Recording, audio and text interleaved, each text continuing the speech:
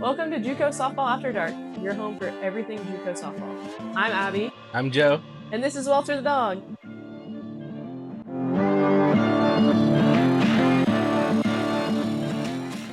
Welcome to episode 6 of JuCo Softball After Dark. This week we'll catch up with head coach of Emmanuel College, Kenneth Bellamy, and we'll go into this week's rankings. Now we'd like to welcome to the show head coach of Emmanuel College, a D2 in Georgia, Kenneth Bellamy. All right, so the first thing is you've coached junior college, Division I, Division II. Can you just tell us about your coaching journey and how you got to where you are now? Oh, well, it started with travel ball. The guy I worked for when I was in college, he owned an organization, and he told me and two other workers that we were going to start a 12U team. So I did that. We took them all the way through 18U. Graduated college, actually become a pitching coach for my alma mater, Payne College. And I saw that my junior college alma mater job opened up for softball, and I was like, I always wanted to coach softball. I wanted to get back into it. I loved it. So I went and applied at Salkehatchie, was there for 8 years. And then I was like, well, I want to try it at the 4-year level. My biggest reason for that was the relationships you build as a coach with your players. I felt like just as I'd got that relationship right, they were leaving me. And so I was like, I want them for 4 years.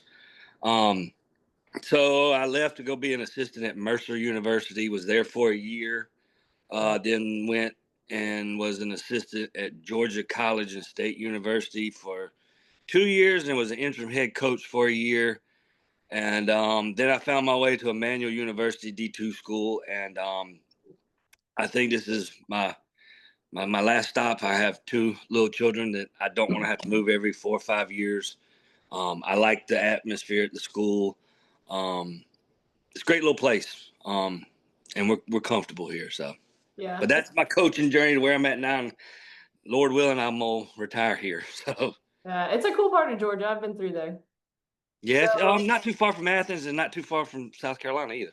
yeah. So you touched on it. You were excited to get back into softball. Why? Why not stick with baseball? Well, for one, I love the game of baseball. It treated me tremendously well. It's just long, and it can get boring at times. Softball's more quick, fast paced. You got to decide with slapping. It's smaller field, so it's compacted, so everything's right on top. And that's why. And another reason I think too is playing baseball and all that. I knew I was never. I finally figured out I wasn't going pro. I always say all baseball players Braves are going to draft them, but I think the relationships I built with players, like my travel ball team and the 2 ladies that I worked with, they're some of my best friends to this day. And I felt like just the relationships that I was building, I liked it because they would call me and say, "Hey, coach, I'm getting married," or "Hey, coach, I'm having a baby." "Hey, coach, come to my wedding," or I'm going to be in town. And so I think that's what really drew me back to softball. Okay.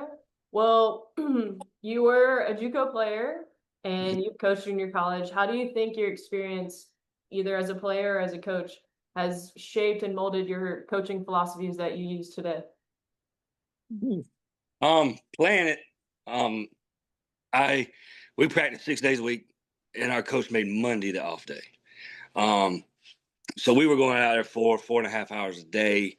Luckily, I was a PO, so all I really had to do was just hit fungos and go throw a bullpen. And I got to wear shorts. Coaching it, I learned to, especially when I had kids, that was a big game changer for me because I was going 6 days a week, Sunday off day. 3, 4, 5 hours a day with weights and all that. And when I had children, I kind of went and took the 4-year model where the 15 hours a week, 2 days off, and saw that it actually benefited my team more at that time for the team that I had. And so I kept doing that. But I think for me, I know the grind that JuCo life is, like as a player and as a coach, it can get overwhelming at times because you're literally playing 60 games when we're playing. 56 not that big of a difference, but it feels like a lot more because you have dates and we have games. So I learned to time manage very well. Like I give out practice schedules with it breaks down to the minute, and it shows the players like when I get JuCo recruits and they come play for me, they're and you play JuCo in 4 year, they're like, oh my gosh, I have so much time. And Yeah. it's like, what do I do with my time? I said, go to the library, study, do your homework. But I think that was the biggest thing that playing it and then taking it into coaching was time management. Like, make sure you have time for life. You're not at the field 24/7. So I think that's my biggest thing that I took away from it as a player. Because, I mean, we practice a long time. Yeah. So the fact that you coached JuCo 2 years, 2 year programs and 4 year programs, what's some of the difference? Any difference in recruiting and that kind of stuff? I know a lot of times, you'll hear about the 4 year schools and I think culture's always important, right? But I think at a right, 4 year school, it really is, right? When you right. have them for 4 years and that kind of stuff. So I think the biggest thing for me, and this may not be for every junior college coach, but where I was at Salkehatchie, very small town. It's literally the school and a Dollar General now. But I love that place. I think the biggest thing for me when I was at Salkehatchie, if I saw a player have a good game, I'm going immediately to talk to her. Come on a visit. I need you now. Because I'm scared a 4 year might swoop in or a bigger JUCO might come in. Now I watch them 3 or 4 times, like 3 or 4 games to get a better gauge of what I'm getting to bring on campus. I think that's the biggest difference for me. And that could be, like I said, I may be not a lot of coaches deal with that, but where I was at and what Salkehatchie, how small it was and what we provided, I had to jump on them after one good game or sometimes even one good at bat. Like I was like, okay, that swing, it'll work here. Here I take my time a little more, watching them, just to see how. Really, I want to see a bad game and see how they react, because that's when you talk about the culture.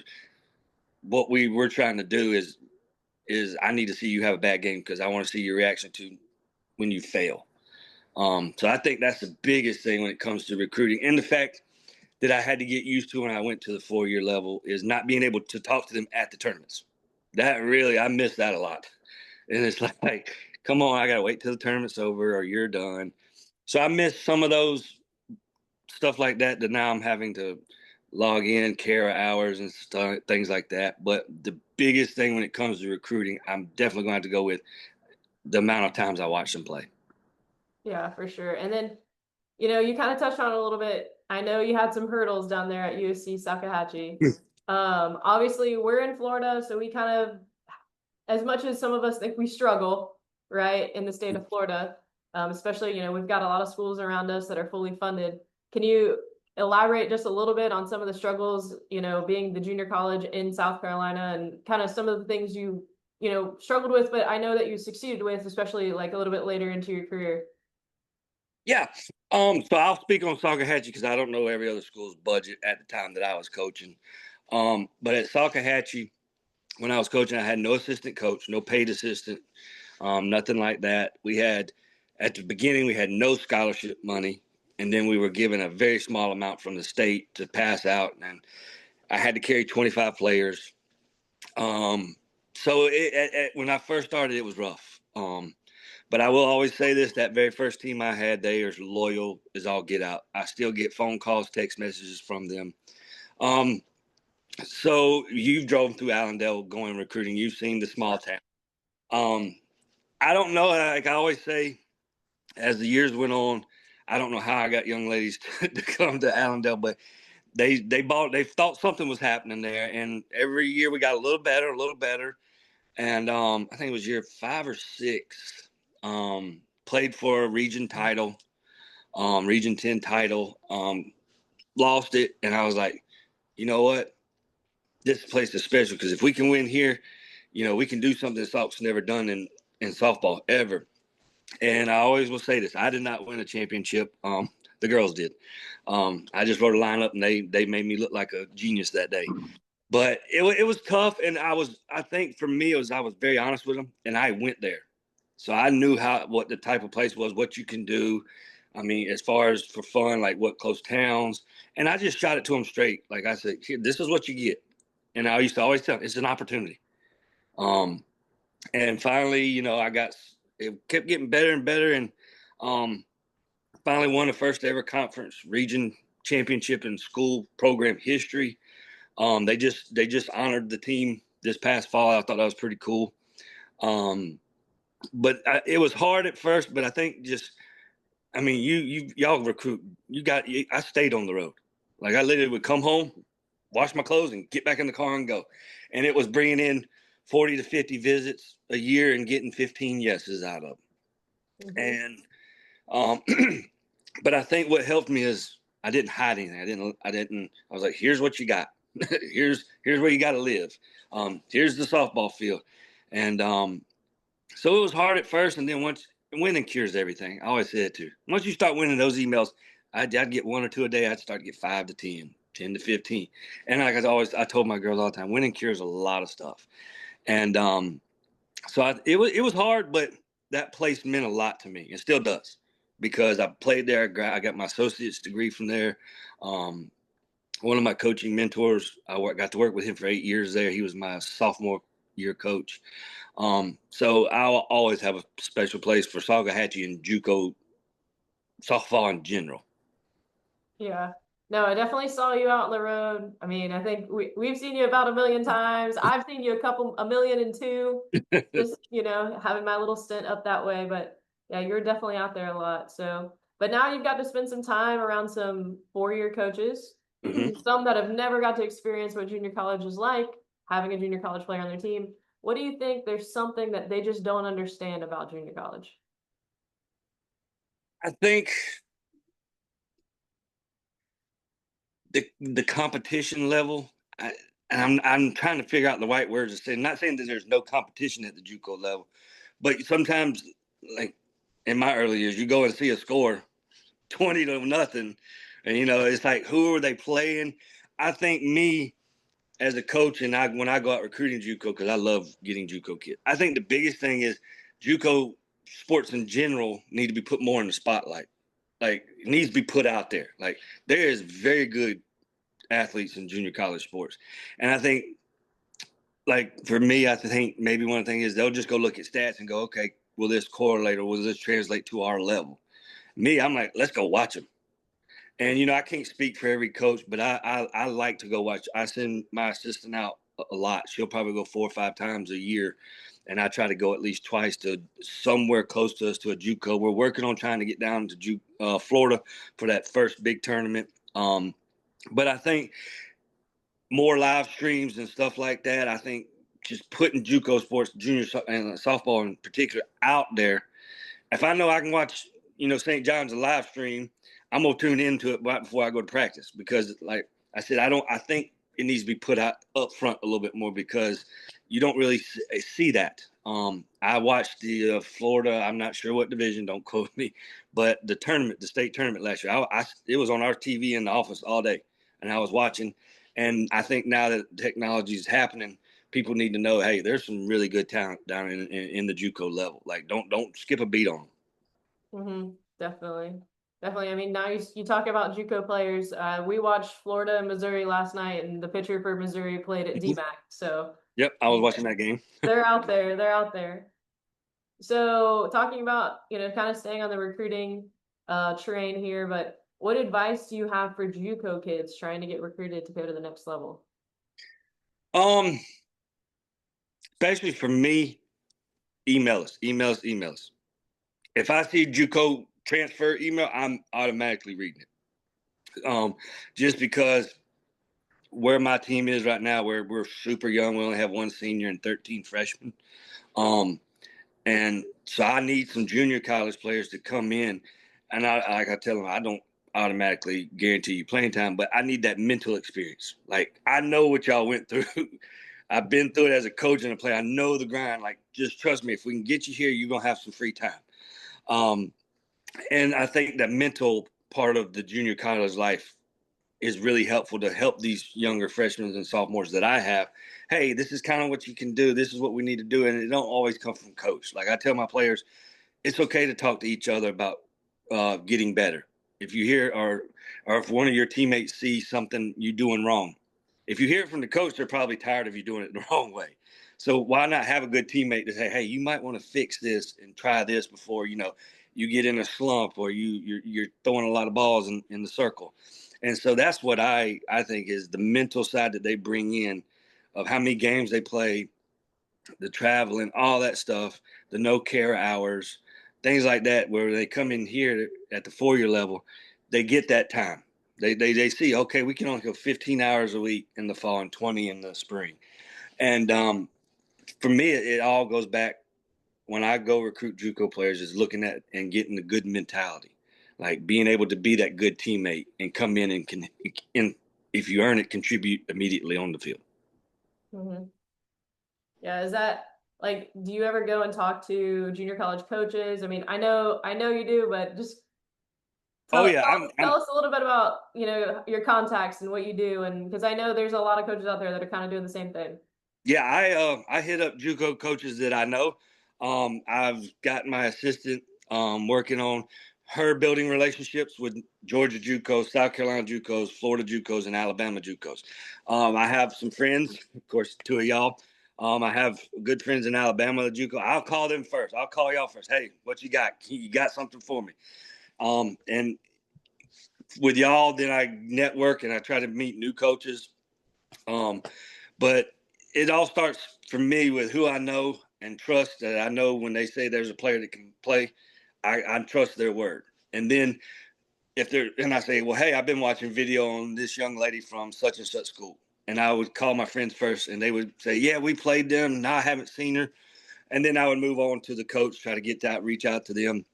But I think it's important to create relationships in the coaching world when you do call somebody, but hey, I need a catcher utility with a little pop in her bat. And you're like, okay, I know the exact player on this team. Go talk to this coach. She's going to be a good one for you. So that's helped just networking and getting to know coaches and building those relationships over the years. I think too. And then of course, up in my area, I pretty much know all the coaches around somewhat. Some of them I have more of a relationship that I've known them more years. Some of them just getting to know. But my biggest thing is I'll call you. I get out and get on the phone. If you really want good players, you got to go out and make contact. Yeah, and I think that's a big thing for like players and their parents to understand is the coaching community is pretty tight. Mm-hmm. Right. I mean, we're always talking and, maybe it's not my kid or whatever, right. But it's somebody that we're referring to some other coach that's reaching out and that kind of thing. So, I think a lot of times, especially kids get to the JUCO level and when they're making that decision, they're like, oh, I don't want to go through the recruiting process again, like they did in high school. Mm-hmm. And you're like, well, it's different now, right. Because it's, you're putting up numbers in college. You have these coaches that talk to each other and that kind of stuff. So it's not because I've had a couple that like, I wouldn't mind going JUCO, but I don't want to do the recruiting process again. And I'm like, Mm-hmm. hold on, it's not the same thing. Like your numbers are going to take care of themselves, and you're going to have coaches networking and talking and getting your name out. So I think that's a big thing for players and parents to understand going in is it's not as stressful as it is in high school getting recruited. Yeah, I totally agree. And I think too with that, as I've talked with some of my recruits that I'm trying, is they feel like if they go JUCO, they'll get forgotten about. I'm like, no, there's coaches out there. You go look at these rosters. Just go look at any roster, and you're going to see anywhere from 3 to 5 JUCO kids. I say majority of the time. I mean, like you just said, Power 5. Yeah. The last night was a JUCO kid. Mm-hmm. People gonna find you if you, like you said, if your numbers and you got some talent, people will find you. It's not gonna be hard. Yeah. And even like last year, Southeast Louisiana knocks off LSU. They had 9 JUCO kids on the team. I love that. Yeah. Yeah. And then so obviously you have more options than a JUCO kid, right? When it comes to recruiting, you have your junior college options, your freshman that you come straight out of high school, and then you have a transfer portal option now. How much are you relying on the transfer portal versus junior college kids, and what difference are you seeing if you've had any transfer portal kids? So when I got the job at Emmanuel, there was a couple that were transferring in that had already committed before I took the job. So I didn't really get to talk to them until I got there. But as far as me in the last, I think 4 or 5 years that I've been at the 4-year level, I've had little success with the portal. I've gotten one young lady to come play for me out of the portal. I look at it, but I've not been successful in it. I think the closest I got besides that one is somebody that I recruited that went in, and she told me no the right way. So I reached out to her, but she was going a different route already. Right. Junior colleges I've had in the past couple of years. It's been okay. I've gotten some out of Florida. One of my pitchers that I got at Georgia College when I first got there was out of St. Pete, I think. Yeah. Um, what I've seen with junior colleges over the last couple of years, and it really was a big effect right after COVID. They all were like, I think I'm done with ball. Like, I've just been too much. Like, because NJCA kind of went back a little bit quicker than what we did as far as with different types of rules and things. But now I'm starting to see that change a little bit where I want to keep playing. And so I think I'm gonna have a couple. Hopefully they say yes, and I get some JuCo kids come in the fall. Still watching. You'll never stop watching. I always say that. You'll never stop recruiting. When somebody says, "Are you done with the 26 class?" You're never done until the next year starts. And because you can always find that diamond in the rough, or I could always be that one kid that leaves now and wants to go in the portal. And so you constantly are looking. But I think in high school, I still look at high school, of course. But if I had to choose portal or JuCo, I would probably go JuCo route because I get more responses. Being a small D2 school, that's may not what are looking for in the portal. Whereas a JuCo kid, hey, if scholarships right, academics are right, you might not have to come out of pocket hardly any. And so I think I'm more successful with the JuCo, and I can relate to them because the first thing I let them know is like, hey, I coached in JuCo and I played it. I know what you're going through. I'm telling you, hey, I know it's a grind. I know it's tough, but you will be successful at this level. You can be successful if you put in the work. Yeah. So here's your plug, Kenneth. What are we looking for this upcoming or for next year for out of the junior college classes? Well, I always say you can never have enough pitching and catching. So pitching. Um, I would love to get one or two JuCo pitchers. Not necessarily. Sorry about that. My team was texting me in the group meet about dinner tomorrow for our games. Um, uh, I would love to get two pitchers, and I'm not saying I need somebody that's going to be an All-American and all that. I just need two quality pitchers. I always say that when I get asked, they're like, "Coach, what do you look for in pitching?" I said, "Well, I'm real simple. Get outs. Just get outs. I don't care how you look, how you throw. If you get me outs, I'm gonna be a happy camper." I think if I look and I find somebody position player wise that I'm big on consistency. I don't necessarily look for power hitters or fast hitters. I call them 1-for-3ers, and my girl's like, "Coach, I can't get a hit every game." And I said, "I don't need you to get a hit every game. I need you to get on base 1 out of 3 times every game. If you can find a way, whether it's a walk, you hustle out a play, an arrow is made, a hit by pitch. If you can get on base 1 out of 3 times, we got runners in scoring position. We got a chance to win." So I like consistent hitters. But right now, I would love, like I said, a couple JuCo pitchers to really come in and help our freshman pitchers that are coming in. And right now, we got all freshman and sophomore pitchers on our team. So really having that experience and helping out with our staff that we're trying to build would be awesome. Yeah, definitely. So, well, thank you so much for your time. Yeah, man, appreciate it. Oh, yeah. Thank y'all. Good luck on your rest of your season, and all you JuCo pitchers out there, Kenneth's looking for you. Yes. And good luck to you with St. John's. All right, buddy. Appreciate it. You too. All right. Man. Thanks, All Kenneth. right. See you, bud. All right, bye. All right, after talking with Kenneth, I think something that I would love to kind of dive deeper into is JuCo kids transferring to the 4-year level. So, what advantages do you think that the junior college players have over a freshman player, a high school senior graduating going into that 4-year level? I think one of the biggest things is there's a couple different things, right? One, I think socially, it's a big deal for kids leaving home for the first time, having to do your own laundry, having to cook your own food, having to study on your own without people telling you that kind of stuff to do. And then also from the playing perspective, it's, more formal practices, probably more time in the weight room and that kind of stuff, focused on truly developing themselves, right? I don't think a lot of high schools have the time to individualize and do one-on-ones and that kind of stuff with players. And I think that the the kids that are successful in junior college are the ones who understand, it takes more than practice to move on, right? And Yeah. they're putting in the extra work and that kind of stuff. Yeah, definitely. And I think like you said, the maturing piece, right? Like everybody's going to be a freshman and experience those kind of things. And I think the junior college kids just have such an advantage that, they don't have 3 or 4 people that are going through it with them. They've got 10 that are also going through the same big life changes, right? Like moving away from home and all those things. And I think, when you go to the junior college level and you get to experience that with so many other people and you get to experience, the grind of junior college, when you do get to that 4-year level, I think there is a huge difference.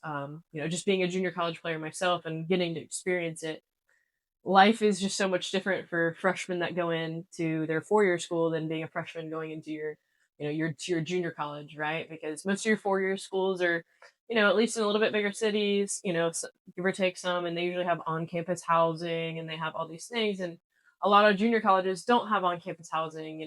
For me, I moved into what I would call regular people apartments.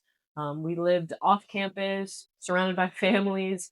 We were just a group of 4 girls that just so happened went to college and played softball in an apartment complex where the 4-year schools, a lot of them were moving into dorms and they're moving into those kind of things. So I think, that real life experience you get in junior college is important whenever you move on to the 4-year level. And I think the other big thing is the academic piece, right? So I mean, I know you guys require study hall hours, right? Yep.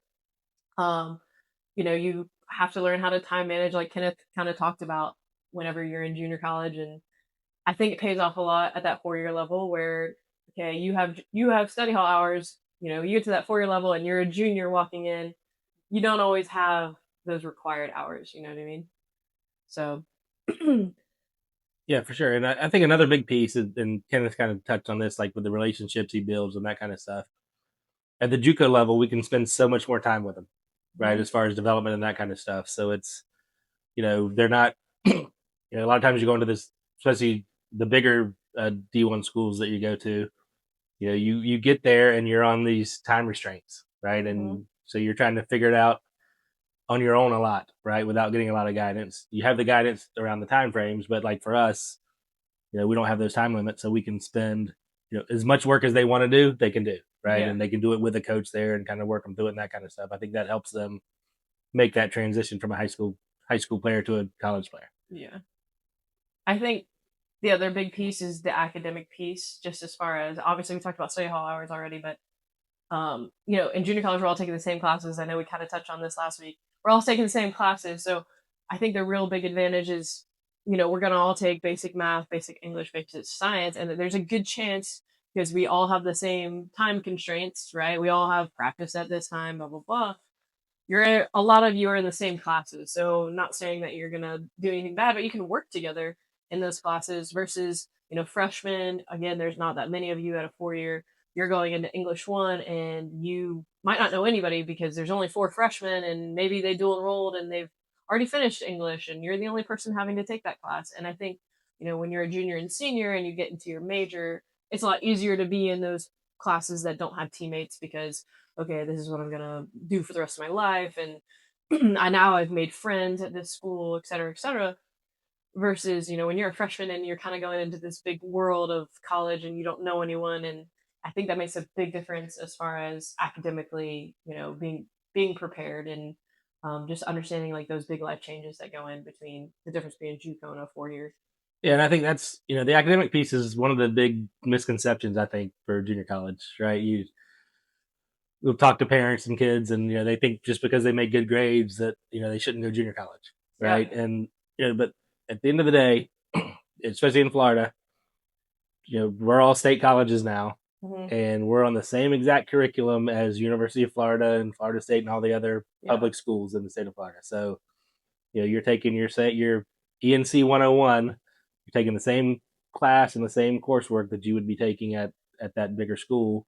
You're just taking it in a class of, 30 to 40 kids rather than 600. Yeah, no, definitely. And I agree, the misconception as far as the academic piece, like nerd, guilty as charged, right? Like got my ACE diploma, top 25% of my class. And, while your friends as a senior are applying for Florida State, all those big colleges, and you're with all these little other nerds with you, and you're like, okay, I need to be doing that too. But for you, athletics is important. So, you might not get to post on social media that you got accepted to Florida. One, because I didn't apply, but two, because I want to pursue athletics, and that's sometimes I get it being a hard juggle for athletes, but I think it's one of the best moves it was for me, and I think for a lot of kids, because realistically, based off the price and the experience and all the factors that go into choosing junior college, you're getting the same exact education, whether it comes from St. John's River or it comes from the University of Florida. And I think, again, that is a big misconception. Agreed.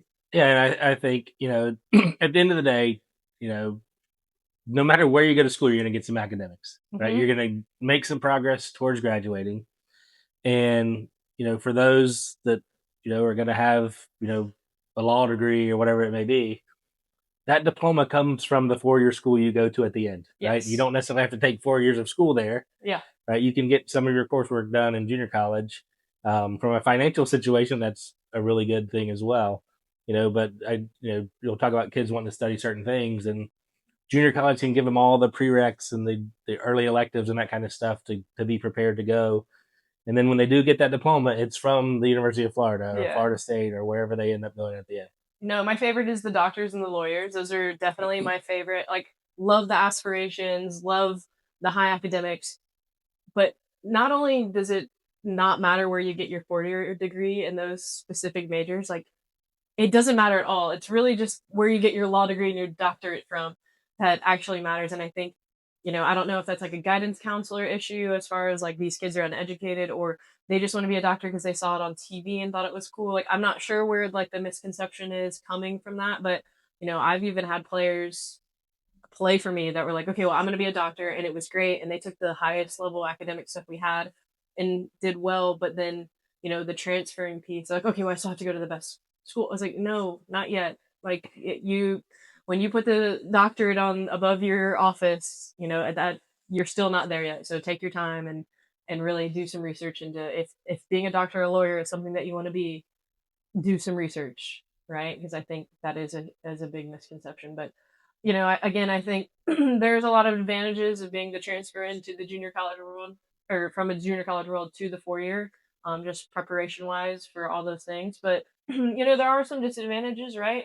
Um, you know, if you start as a freshman at a 4-year school, you you're forced to have to make friends, other freshmen, right? You're forced to make friends with upperclassmen. You're forced to do some of the things that in junior college you do kind of get your hand held through. So when you are the junior that gets there, it is, especially if you go to a smaller mid major that, all these small class stays together going through the grades, and then you get there and it's like, oh crap, like they already have friends. So I mean that is one of the tough growing pains, but if you're there to play sports, I mean, you make friends. There's other Yeah. junior college kids on other teams and whatnot. So Yeah. And good athletes are usually pretty good at making friends, right? yeah.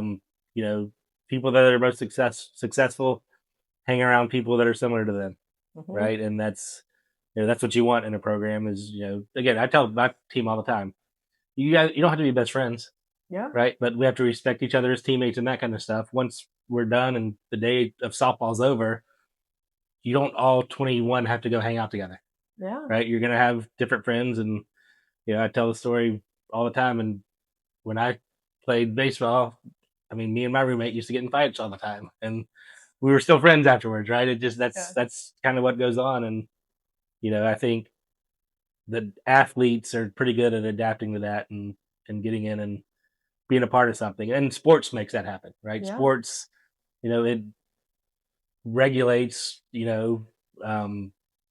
commitment to each other, respect for each other, Mhm. friendly competition, all that kind of stuff. Yeah. Awesome. Okay, now it's time for week 3 rankings. Staying at number 1 is Grayson College. Staying at number 2 is Northwest Florida State College.